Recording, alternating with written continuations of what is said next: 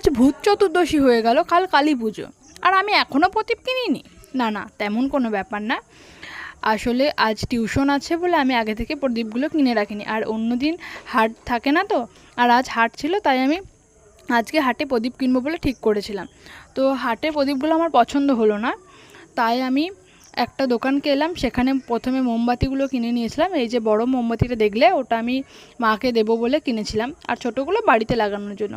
তারপর এই দোকানগুলোতে এলাম। দোকানগুলোতে এসে তো দেখো, মালাগুলো দেখে আমি অবাক যে এত বড় বড় মালা, প্রায় দুতলার সমান, একবারে নিচে পর্যন্ত দেখো কতটা বড় মালাগুলো।